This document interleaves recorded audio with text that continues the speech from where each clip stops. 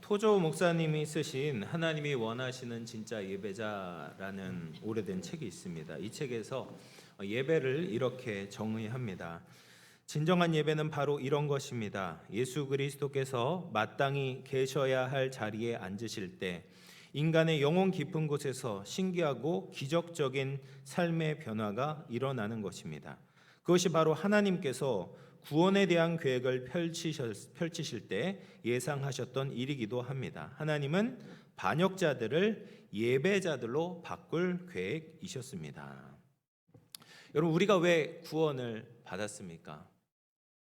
단순히 지옥 형벌을 피하기 위해서 받은 것이 아닙니다. 이 땅에서 잘 먹고 잘 살기 위해서 우리가 구원을 받은 것이 아니다라는 거예요. 우리의 구원의 진짜 목적, 궁극적인 목적은 하나님을 예배하기 위해서 하나님이 우리를 구원해 주신 겁니다. 그래서 예배는 우리의 삶의 작은 부분이 아닙니다. 지엽적인 부분이 아닙니다. 우리의 인생과 삶의 목적이고 우리가 살아갈 유일한 이유가 되어야 하는 것입니다. 그래서 오늘 본문을 보면 온 세상에 홍수 심판이 몰려오고 있잖아요. 근데 이 비극의 원인이 어디에서부터 시작되었는가?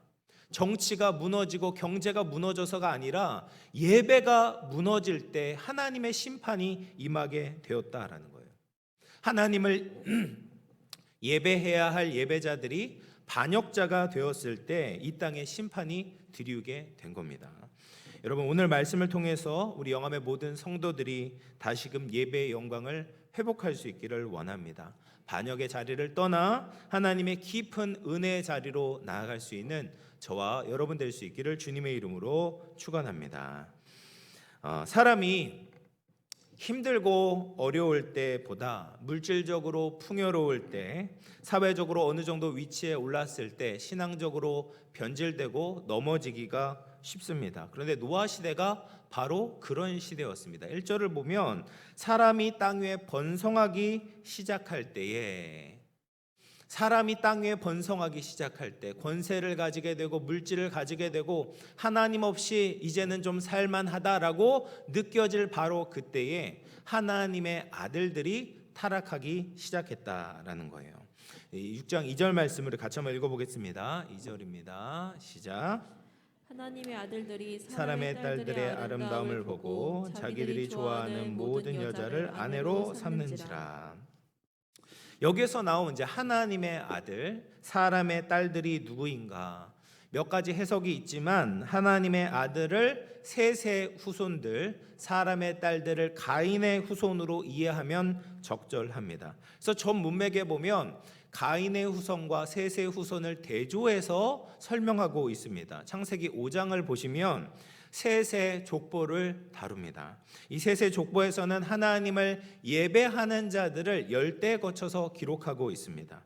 그리고 창세기 4장, 바로 그 앞장에서는 가인의 족보를 다루고 있습니다. 이 가인의 후손들은 하나님과 상관없이 살아갔던 자들이었죠. 자기의 힘을 의지하며 살아갔던 사람들이었습니다. 그런데 동시에 그들이 굉장히 매력적이었다라는 것을 보게 됩니다. 예를 들면 가인의 아들이었던 에녹은 성을 처음으로 건설했어요.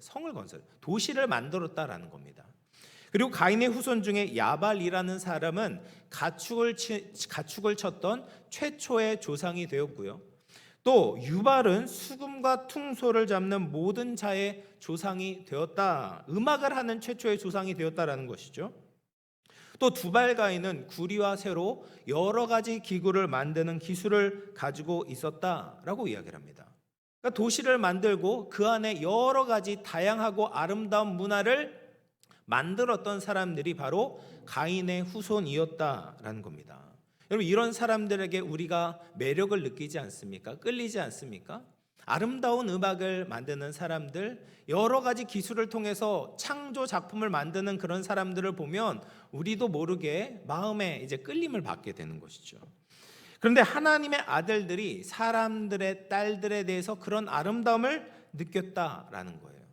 외모적으로도 아름다울 수 있겠지만 선진 문화 속에서 갖추게 되었던 그런 세련된 복장이나 우리나라 이제 K-뷰티와 같은 어떤 미용 기술, 화장 기술 이런 것들을 가지고 있지는 않았을까 생각이 듭니다. 어쨌든 하나님의 아들들이 그런 겉모습을 보고 반하게 된 것이죠. 근데 문제가 있습니다. 하나님의 아들들이 자기들이 좋아하는 모든 여자를 아내로 삼았다라는 거예요. 하나님의 아들들에게 아내가 있어도 상관이 없었다라는 겁니다. 내가 마음에 들기만 하면 그 여자를 아내로 삼았다라는 거예요. 얼마나 악한 일입니까?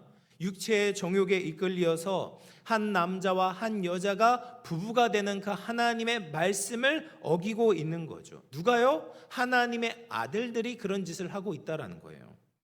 그들의 삶의 기준은 하나님의 말씀이 아닌 겁니다. 하나님에 의해서 인생의 중요한 문제를 선택하고 결정하지 않는 겁니다. 자신의 취향을 따르고 있고 자신의 감정을 따르고 있습니다. 자신의 악한 본능을 합리화시키면서 하나님의 말씀을 거스르고 있었다라는 거예요. 그렇게 하나님의 말씀이 아니라 자기 욕심을 따르게 되었을 때 그 결과는 너무나 자명했습니다. 가정이 무너져 내린 거예요. 그리고 그들의 자녀들이 어떤 모습이 되었는가? 창세기 6장 4절 말씀을 같이 읽어보도록 합니다. 시작. 당시에 땅에는 네피림이 있었고 그 후에도 하나님의 아들들이 사람의 딸들에게로 들어와 자식을 낳았으니 그들은 용사라 고대의 명성이 있는 사람들이었더라. 여러분, 그 자식들이 네피림과 같아졌다라는 거예요. 네피림이 뭐냐? 이 네피림이라는 것은 이제 넘어지다라는 동사에서 파생된 말인데요. 네피림은 사람들을 쳐서 넘어지게 함으로 명성을 얻던 사람들이었습니다. 그런데 하나님의 아들들의 자녀들의 생각과 가치가 이 네피림과 다르지 않았다라는 거예요. 힘센 것, 강한 것, 잔인한 것으로 유명한 자들이 되었다라는 겁니다. 하나님이 원하시는 가치가 아니라 세상의 가치를 따르는 자들이 되었다라는 겁니다. 아버지가 자신의 정욕에, 자신의 육체의 정욕을 따르게 되었을 때 그 자녀들은 예배자의 흔적도 찾아볼 수 없게 되었고 네피림과 같은 괴물이 되어 있었다라는 거예요. 예배자가 변질되고 예배자의 가정이 무너진 것이 얼마나 심각한 문제를 가져왔는지 모릅니다. 세상에서 가장 절망적인 상황이 되었습니다. 왜냐하면 하나님께서 이 모습을 보시고 창조를 한탄하시고 홍수 심판을 결정하는 이유가 되었기 때문입니다. 예배자가 무너지고요, 가정이 무너지고 세상이 무너지게 되었다라는 거예요. 여러분, 우리는 이 세상에 힘이 있는 사람, 돈이 많은 사람, 예쁜 사람, 연예인들에 대한 그 일거수일투족에 관심을 가집니다. 그런 사람들이 어떤 식당에 가고 어떤 옷을 입고 어떤 물건을 가지는지에 대해서 주의 깊게 봅니다. 그런데 하나님은 그런 사람들에 대해서 전혀 관심을 갖고 계시지 않습니다. 하나님의 관심이 어디에 있냐? 하나님의 아들들에게 있어요. 하나님의 자녀들에게 있는 겁니다. 하나님과 관계를 맺으며 하나님의 이름을 부르는 자들의 행동에 주목하고 계십니다. 그들이 지금 어떤 예배를 드리고 있는지, 그들의 삶이 지금 어떤 모습을 가지고 있는지를 보고 계십니다. 왜냐하면 그 예배자들이 이 땅의 소망이기 때문입니다. 하나님이 이 세상을 창조하신 그 창조 목적을 회복할 수 있는 사명자이기 때문입니다. 그런데 하나님의 아들들이 그 정체성을 잃어버렸을 때, 세상과 섞이게 되었을 때 하나님은 너무나 안타까워 하시는 거죠.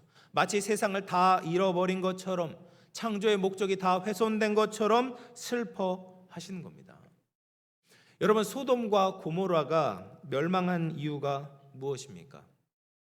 그 도시가 성적으로, 윤리적으로 타락한 것이 그 이유 중에 하나일 수 있죠. 그런데 더 중요한 이유가 있습니다. 의인 10명이 없어서 소돔 고모라가 멸망한 겁니다. 다른 말로 하면 교회가 없어서, 하나님을 예배하는 예배 공동체가 없어서, 하나님 나라의 그루터기가 없어서 그 도시가 멸망을 받게 된 겁니다. 사랑하는 성도 여러분, 성도와 교회는 이 세상의 어떤 존재보다도 소중한 존재입니다. 예배는 우리가 돈을 버는 것보다, 공부를 하는 것보다, 어떤 재미있는 취미 생활을 즐기는 것보다도 훨씬 더 가치 있고 중요합니다. 성도들이 예배하지 않으면, 예배자의 명맥이 이어지지 않으면 이 땅에는 소망이 없습니다. 하나님이 이 땅에 은혜를 주실 이유가 사라집니다. 이 세상이 무너지게 되는 것입니다. 그래서 우리는 하나님께서 기뻐하시는 참된 예배자로 일어서야 하는 겁니다. 세상의 화려함에 한눈 팔지 말고 하나님의 기쁨이 되는 예배자로 세상을 살아가고 세상을 살려내는 저와 여러분 될 수 있기를 주님의 이름으로 축원합니다. 그렇게 타락한 세상에서 하나님께서 한 명의 예배자를 찾아내셨습니다. 바로 노아였습니다. 그래서 노아가 어떻게 예배했는지 제가 세 가지를 같이 나누려고 합니다. 먼저 노아는 하나님의 말씀을 붙드는 예배자였습니다. 창세기 6장 8절과 9절 말씀, 8절 9절 말씀 같이 읽어봅니다. 시작. 그러나 노아는 여호와께 은혜를 입었더라. 이것이 노아의 조건이라. 노아는 의인이요 당대의 완전한 자라. 그는 하나님과 동행하였으며. 노아는 여호와께 은혜를 입었다라고 이야기를 합니다. 근데 영어 성경에 보면 이것을 더 정확하게 해석을 합니다. 영어 성경에 뭐라고 되어 있냐면 노아는 여호와의 눈에서 은혜를 발견했다라는 말이에요. 노아는 하나님의 은혜를 발견한 사람입니다. 하나님의 은혜를 은혜로 받은 사람이었다라는 겁니다. 여러분, 우리는 모두 다 하나님께 은혜를 받은 자들입니다. 내가 가지고 있는 모든 것이 하나님의 은혜에서부터 주어진 거잖아요. 내 생명도 하나님의 은혜로 주어진 것이고, 예수님께서 이 땅에 오신 성육신도 하나님의 은혜이고, 그 예수님을 우리가 믿고 있다는 것도 은혜이죠. 죄인인 우리가 하나님께 택하심을 받아 하나님의 자녀가 된 것이 얼마나 큰 은혜입니까? 근데 많은 이들이 이 은혜를 은혜로 받지 않습니다. 은혜가 없으니 하나님을 예배하지 않고 하나님을 위해 살지 않는 거죠. 은혜를 은혜로 아는 사람, 은혜를 입는 사람, 그 은혜에 감사하는 사람이 바로 하나님이 기뻐하시는 예배자입니다. 또 노아에 대해서 이렇게 설명합니다. 노아는 의인이고 당대의 완전한 자고 하나님과 동행한 자였더라. 여러분, 노아가 죄가 하나도 없었던 사람이었습니까? 그렇지는 않죠. 노아도 하나님께 용서를 받아야 되고 하나님의 은혜가 필요한 사람이었습니다. 그런데 어떻게 노아에 대해서 하나님께서 이렇게 평가하고 계십니까? 노아가 하나님을 믿었기 때문이죠. 하나님의 말씀을 생명처럼 붙들었기 때문입니다. 많은 말씀이 있었겠지만 하나님의 말씀 중에서도 특별히 창세기 6장 말씀을 노아는 너무나도 무겁게 받아들였습니다. 창세기 6장 3절 말씀 같이 한번 읽어보겠습니다. 시작. 여호와께서 이르시되 나의 영이 영원히 사람과 함께 하지 아니하리니 이는 그들이 육신이 됨이라. 그러나 그들의 날은 120년이 되리라 하시니라. 여러분, 하나님의 영이 떠난다라는 말이 얼마나 무서운 말입니까? 인간의 창조의 과정을 생각해 보십시오. 하나님께서 흙으로 빚으시고 하나님의 생기를 사람에게 불어 넣으셨을 때 비로소 사람이 생명이 됐잖아요. 사람이 사람다워졌잖아요. 하나님의 형상으로 창조가 되었잖아요. 그런데 그 사람에게서 하나님의 영이 떠나게 된다면 남는 것은 흙밖에 남지 않는 겁니다. 물질밖에 남지 않는 거예요. 고기 덩어리밖에 되지 않는 겁니다. 근데 그 하나님의 영이 왜 떠나십니까? 그들이 육신이 되었다라는 거예요. 하나님의 아들들이 하나님의 말씀을 따르지 않고 하나님의 영을 무시하며 살아갔다는 거죠. 그럴 때 숨은 붙어 있어도 하나님과의 관계가 끊어진 무의미한 삶을 살게 된 겁니다. 그렇게 하나님의 영이 떠나버린 사람들, 하나님의 영이 떠난 이 세상에는 심판이 이르게 될 것이다. 120년 후에는 심판이 임하게 된다라는 하나님의 말씀이 들려지게 된 겁니다. 근데 이것이 노아 혼자 들은 것이 아니다라는 거예요. 당대의 모든 사람들에게 하나님께서 이 말씀을 들려주셨습니다. 그런데 사람들은 하나님의 경고의 말씀을 귀 기울여 듣지 않은 겁니다. 하나님의 영이 떠나는 이 엄청난 비극을 별것 아닌 것처럼 대수롭지 않게 여기는 거예요. 그리고 이 120년이라는 심판의 날을 의식하지 않고 자신들은 영원히 살 것처럼 오만방자하게 행동을 하는 겁니다. 그러나 노아는 그렇지 않았습니다. 그 하나님의 말씀을 붙들고 살아갔습니다. 이 120년이라는 시간이 심판의 시간이기도 하지만 하나님의 은혜의 시간이라는 것을 알고 있었습니다. 하나님이 불의한 인간들을 즉각적으로 죽이시지 않고 하나님의 말씀대로 살아갈 기회를 주시는구나를 깨닫고 있는 것이죠. 그러니 노아의 매일매일은 하나님께서 허락하신 은혜의 시간이었다라는 거예요.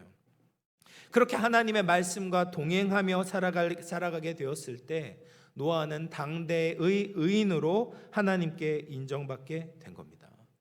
여러분, 이것이 우리가 드려야 하는 예배입니다. 우리는 하나님의 말씀을 무겁게 받아야 됩니다.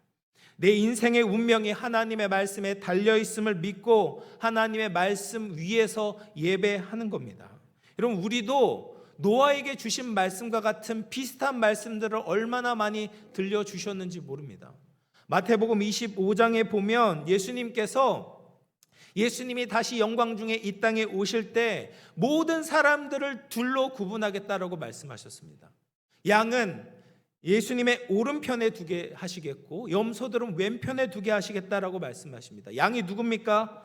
이 땅에서 예수님과 같이 세상을 사랑으로 섬겼던 자들이죠. 그들은 영생을 받게 될 것이다라고 말씀하십니다. 그러나 염소들, 세상의 아픔에 무관심했고 하나님을 위해서 아무 일도 하지 않는 자들에게는 영벌을 내리시겠다라고 말씀하셨습니다.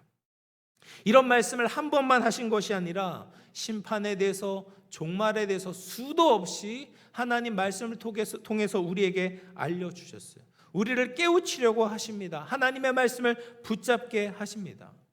근데 그런 말씀에 대해서 우리의 자세가 어떻습니까? 노아 시대와 다른 것이 있습니까? 한 귀로 듣고 한 귀로 흘리는 겁니다. 그 일들이 나에게 벌어지지 않을 것처럼 생각합니다. 그리고 나에게 주어진 이 소중한 은혜의 시간들을 하나님을 위해서 살지 않는 겁니다. 물리적으로는 하나님의 말씀이 이렇게 가까이 있는데 영적으로는 하나님과 동행하지 않고 하나님과 멀리 떨어진 모순적인 신앙생활을 하고 있다라는 겁니다. 사랑하는 성도 여러분, 예배는 하나님의 말씀을 절대 기준으로 삼고 무겁게 받는 겁니다. 내 인생의 운명이 오직 주의 말씀에 달려 있음을 믿고 세상이 뭐라고 비웃어도 말씀에 나를 던지는 겁니다. 말씀 안에 있는 하나님의 마음을 깨닫고 그 은혜를 입는 것, 그 은혜를 발견하는 것이 바로 예배입니다. 노아처럼 하나님의 마음을 깨닫고 은혜의 말씀을 생명줄과 같이 붙드시기를 바랍니다. 오직 말씀 안에서 하나님과 동행하며 이 어두운 시대에 하나님이 찾으시는 예배자가 되는 저와 여러분 될 수 있기를 주님의 이름으로 축원합니다. 두 번째로, 이제 노아는 어떤 예배자였는가? 하나님의 말씀을 준행하는 예배자였습니다. 하나님은 노아에게 심판을 말씀하셨고 방주를 지을 것을 지시하셨습니다. 그리고 그 방주를 어떻게 만들어야 될지 구체적으로 알려주셨습니다. 그 크기가 엄청났죠. 이 미터법으로 계산하면 방주의 길이는 135m였습니다. 축구장보다 더 긴 길이를 가지고 있죠. 너비는 22.5m였습니다. 높이는 13.5m, 아파트 5층의 높이에 해당됩니다. 게다가 노아는 이 방주를 해안가에 짓는 것이 아니라 내륙의 고산지대에 짓도록 하셨습니다. 하나님께서 만약 우리에게 이렇게 방주를 지으라고 말씀하셨다면 순종할 수 있으시겠습니까? 쉽지 않을 겁니다. 왜냐하면 이 방주라, 이렇게 큰 방주를 짓는 것이 하루아침에 이루어지는 것이 아니기 때문에 그렇죠. 말 그대로 노아의 모든 것을 다 쏟아 부어야만 하는 작업이었습니다. 노아는 방주를 만들기 위해서 모든 시간과 노력을 기울였을 겁니다. 학자들은 방주를 건조하는 시간이 약 100년이다라고 봅니다. 여러분, 100년 동안 노아는 다른 사람들이 자기 집을 짓고 잔치하고 즐길 때 방주를 짓느라 나무를 베고 다듬고 역청을 칠하는데 100년이라는 시간을 보냈다라는 거예요. 또 방주를 짓기 위해서는 막대한 비용도 들었겠죠. 이 큰 방주를 만들기 위해서 수많은 나무와 재료들이 필요했습니다. 노아는 자기의 모든 소유를 방주를 만드는 데 쏟아 부었습니다. 그리고 사회적인 평판도 희생했을 것입니다. 다른 사람들은 노아를 미친 사람 취급했겠죠. 노아 시대 이전에는 홍수가 난 적이 없었습니다. 그런데 홍수를 대비해서 거대한 배를 짓는다는 것은 사람들이 볼 때 비상식적인 일이었습니다. 일어나지도 않을 재난을 위해서 어리석은 행동을 한다라고 하면서 사람들이 조롱하고 손가락질을 했을 겁니다. 그럼에도 노아는 모든 것을 쏟아 부어서 하나님의 말씀을 준행했습니다. 왜요? 하나님의 말씀을 믿었기 때문입니다. 히브리서 11장 7절 말씀 같이 한번 읽어봅니다. 시작. 믿음으로 노아는 아직 보이지 않는 일에 경고하심을 받아 경외함으로 방주를 준비하여 그 집을 구원하였으니 이로 말미암아 세상을 정죄하고 믿음을 따르는 의의 상속자가 되었느니라. 히브리서 말씀과 같이 심판의 징조는 아직 보이지 않았어요. 날씨는 너무 화창하고 세상은 정상적으로 돌아가고 있습니다. 그러나 노아는 보이지 않는 것을 하나님의 말씀을 통해 보게 된 겁니다. 믿음이 있을 때 홍수 심판은 생생한 현실이 되었다라는 거예요. 하나님의 말씀이 그의 마음에 진리가 되었을 때 이 홍수로 말미암아 휩쓸어갈 이 땅에 남겨두는 것은 아무 의미가 없는 것이죠. 모든 역량을 사용해서 그가 가진 모든 것을 사용해서 가족과 자신의 생명을 구원할 방주를 만드는 것이 가장 현명한 일이었다라는 거예요. 그래서 노아는 믿음으로 하나님의 말씀을 바라보았고 하나님의 말씀을 준행할 수 있었습니다. 여러분, 이것이 예배의 가장 중요한 원리이고 본질입니다. 예배는 말씀을 준행하는 것입니다. 예배는 우리가 함께 모여서 말씀 보고 찬양하고 기도하는 것으로 끝나는 것이 아닙니다. 우리의 온 삶이 하나님의 말씀에 순종하는 데 맞추어져 있어야 하는 겁니다. 로마서 12장 1절 말씀 보면 그러므로 형제들아 내가 하나님의 모든 자비하심으로 너희를 권하노니 너희 몸을 하나님이 기뻐하시는 거룩한 산제물로 드리라. 이는 너희가 드릴 영적 예배니라 라고 말씀하십니다. 여러분, 우리가 하나님을 예배한다고 하면서 몸은 움직이지 않고 생각과 마음으로만 드리겠다라고 한다면 그것은 충분한 것이 아닙니다. 우리의 손과 발을 움직여야 됩니다. 우리의 일상을 하나님께 드려야 합니다. 아침에 일어나서 잠이 들 때까지 살아 움직이는 모든 순간이 하나님이 기뻐하시는 예배가 되는 것입니다. 우리도 노아와 같이 우리의 몸을 하나님의 뜻대로 움직이고 준행하고 순종하며 하나님이 기뻐하시는 영적 예배를 드릴 수 있기를 주님의 이름으로 축원합니다. 마지막 세 번째로 노아는 어떤 예배자였는가?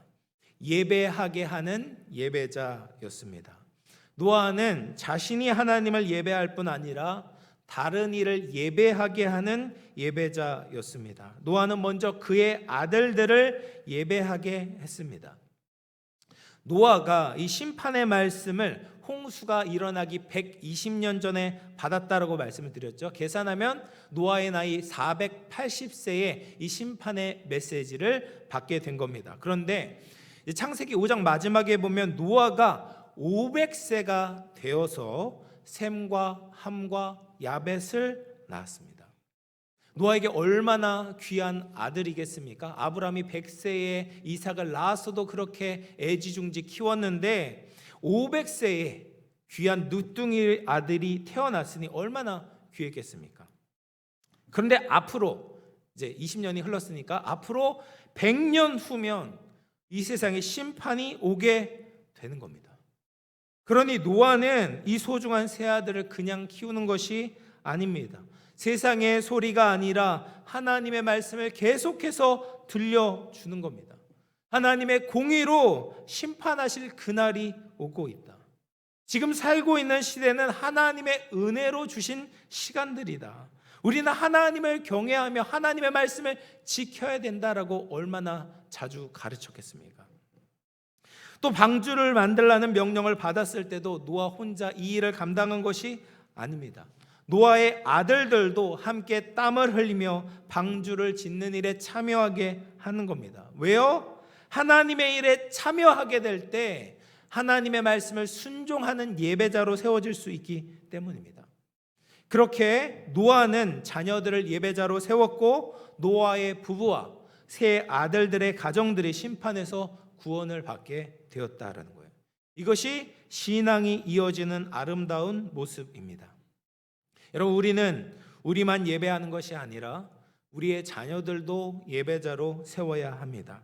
우리의 자녀들이 네피림과 같이 자기 힘을 자랑하며 하나님을 떠난 자가 되도록 방치해서는 안 됩니다. 우리 자손들도 하나님을 섬기는 언약의 자손들이 되게 해야 됩니다. 그게 자녀들을 축복하는 길입니다. 자녀들의 인생을 밝히는 길입니다. 자녀들의 영혼을 예비하는 유일한 방법입니다. 또 노아는 세상 사람들이 예배하도록 하기 위해 노력했던 예배자였습니다. 노아는 100년 동안 이웃들의 눈앞에서 방주를 지었습니다. 이것은 세상을 향한 하나님의 메시지를 전달하는 일이었습니다. 이 세상에 하나님이 심판하실 때가 온다라는 것을 삶으로 증거했던 것이죠. 사람들이 듣든지 아니 듣든지 노아는 신실하게 하나님의 말씀을 전하고 있었다라는 거예요. 그리고 노아 혼자 살려고 그렇게 큰 방주를 건설한 것이 아니죠. 노아는 노아와 그의 가족뿐만 아니라 이 세상의 생물들을 보존하기 위해서 방주를 지었습니다.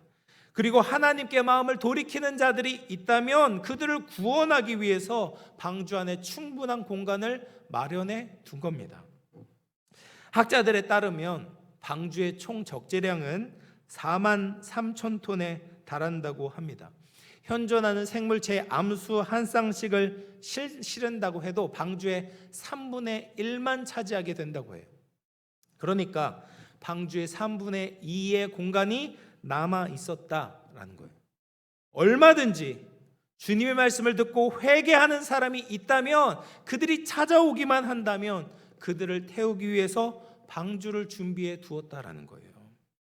여러분, 하나님의 마음이 무엇입니까? 심판이 아니라 구원입니다. 다 쓸어버리겠다라고 말씀하시지만 그 안에 있는 진짜 메시지가 무엇입니까? 너희들이 나의 이 말을 듣고 돌아오라는 거예요. 노아도 이 은혜 하나님의 마음을 알고 있었던 겁니다. 하나님의 진짜 의도를 파악하고 있었던 거예요. 그래서 자신의 모든 것을 쏟아 부어서 다른 이들과 함께 예배할 수 있는 큰 방주를 건설했었다라는 겁니다. 우리 교회는 올 한 해 예배하고 예배하게 하라라는 표어로 함께 나아가려고 합니다. 우리는 예배자가 되어야 합니다. 그런데 나 혼자 예배 드리는 것을 넘어서서 예배하게 하는 예배자가 되어야 됩니다. 노아와 같이 자녀들이 예배자가 되도록 가르치고 권면하고 함께 해야 됩니다. 그리고 우리 이웃들이 예배자가 되도록 기도하며 복음을 전해야 됩니다. 특별히 올해 주일학교 교육부서에서 예배 본문을 통일하도록 했습니다. 주중에 있는 큐티 본문 중에 하나를 택해서 함께 하나님의 말씀을 전하도록 지금 가고 있습니다. 그래서 오늘 교육부서의 설교 본문은 창세기 6장입니다. 창세기 6장이에요. 이렇게 하는 이유가 있습니다. 먼저 우리 교회가 말씀 공동체가 되기 위해서입니다. 하나님께서 우리 공동체에 들려주시는 말씀을 함께 나누기를 원하기 때문입니다. 노아가 들었던 말씀을 자녀들에게도 들려주어서 함께 방주를 만들었듯이 한 성령 안에서 공동체가 유기적으로 움직이기 위해서 한 본문을 가지고 예배를 드리자라는 거예요. 또 한 가지 이유가 있습니다. 그것은 자녀들의 신앙 교육에 도움을 주기 위해서입니다. 부모들은 이 주일 예배만 드리면 우리 자녀들이 어떤 말씀을 들었는지를 알게 되는 거죠. 아는 데서 그치는 것이 아니죠. 오늘 저녁에 가셔서 집에 돌아가셔서 자녀들과 함께 하나님의 말씀에 대한 이야기를 나누시라는 겁니다. 저녁에 다시 한번 예배를 드리시라는 겁니다. 지금 성도들이 함께 모여서 예배를 드리지만 여기서 끝나는 것이 아니라 각 가정에 돌아가셔서 삶에서 다시금 예배할 수 있도록 저희가 장치를 마련해 둔 겁니다. 물론 설교 본문을 맞추는 것이 신앙 교육의 전부는 아닙니다. 그러나 이런 공동체의 노력이 삶의 예배, 가정의 예배를 다시 일으키는 마중물이 되기를 원합니다. 올 한 해 하나님이 기뻐하시는 예배 공동체로 또 예배하는 가정으로 굳건히 세워지는 은혜가 우리 모두에게 넘칠 수 있기를 주님의 이름으로 축원합니다. 말씀을 마치겠습니다. 여러분, 하나님이 원하시는 것은 예배죠. 예배를 받으셔야 되는 분이 예배를 받으시고 예배를 드려야 하는 사람들이 예배를 드려야 됩니다. 그것이 창조 질서이고 그것이 아름다움이고 그것이 선입니다. 그래서 예배가 무너졌다면 그냥 두어서는 안 됩니다. 우리는 하나님 편에서 예배를 회복해야 됩니다. 나의 예배를 돌아보고 나의 예배가 무너졌다면 바로 세워야 합니다. 말씀을 붙잡고 삶으로 예배하는 것입니다. 더 나아가서 질서가 무너진 세상, 예배가 무너진 세상을 바로잡기 위해서 예배하게 하는 것이 하나님이 기뻐하시는 예배자의 모습인 줄로 믿습니다. 예배자를 찾으시는 하나님의 간절한 마음을 깨닫고 하나님 마음에 흡족한 예배를 드릴 수 있는 저와 우리 영암의 모든 가족들이 다 될 수 있기를 주님의 이름으로 축원합니다. 우리 말씀을 생각하면서 같이 한번 기도하겠습니다. 우리가 예배자 되기를 원합니다. 세상의 화려함에 우리의 마음이 빼앗기지 않고 하나님의 말씀에 우리의 마음이 향하게 하여 주시옵소서. 하나님의 말씀을 모두 준행했던 노아와 같이 삶의 예배를 드리게 하여 주시옵소서. 하나님의 은혜를 누릴 뿐 아니라 그 은혜를 전하며 예배하게 하는 축복의 통로가 되게 하여 주시옵소서. 우리 말씀을 생각하며 같이 한번 기도하도록 하겠습니다.